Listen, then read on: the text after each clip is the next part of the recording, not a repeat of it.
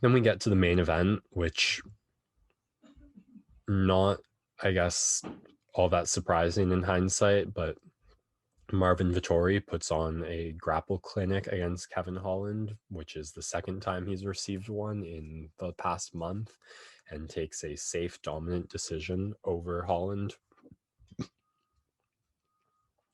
Hard to have a ton of takeaways from this fight, really.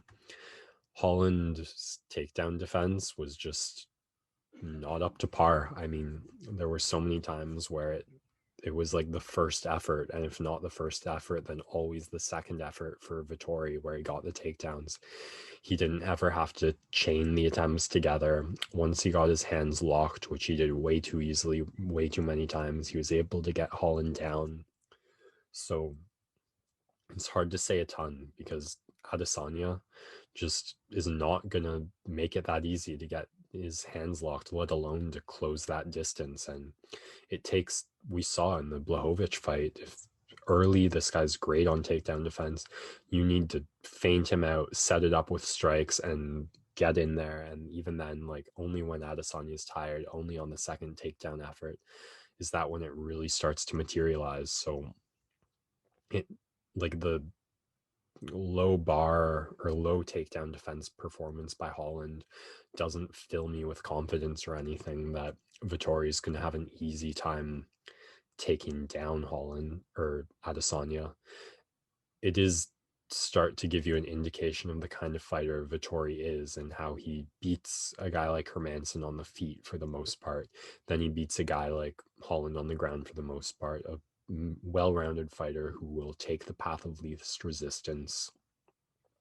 But Holland landed just enough on the feet that makes you feel like Izzy could, of course, do the same and more. So I think Whittaker has a fantastic chance to take the next title shot. I mean, I think his case is already just so much stronger than Vittori's. Will's wins like guys over Till and Cannonier. It's more impressive than wins over guys like the Holland and Hermanson. So I'd already kind of give Whittaker the next title shot. As long as he wins.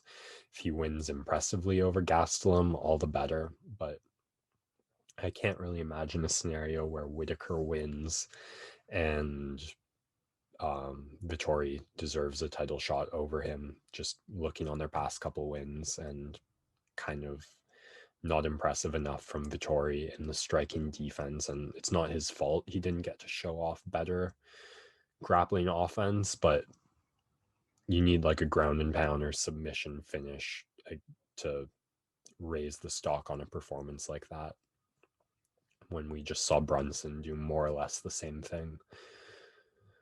If Gastelum wins, it gets a little more interesting because, I mean, Whittaker would be a way bigger win than Vettori has, but the overall momentum of Vettori greater than Gastelum, as well. The rematch, I think, is more interesting from Vittori's perspective than Gastelum in terms of time frame and in terms of, I mean, Izzy was 30 seconds away from putting away Gastelum in that fight. But both have strong cases, so it really a steady stay performance on the stock of Vettori. It doesn't rise, it doesn't drop, and that's where it's at. So we're going to have to see what happens next weekend to say who deserves the next title shot the most. I think it'll be Whittaker. And as one other note, Kevin Holland posted something funny on his Instagram. Someone saying like, man, get this guy to Dagestan, and just posts a photo of a plane, like, see y'all in 9 weeks. So that's the other thing I wanted to say. You look at Kevin Holland's UFC career thus far. He enters the middleweight division, gets his experience against, I don't want to be rude, but the kind of journeyman level. After he gets a bit of experience there, he shows a ton of dominance in the striking with that fabulous 2020 he had. And we might be seeing the same thing. He's cracked the top 10 now.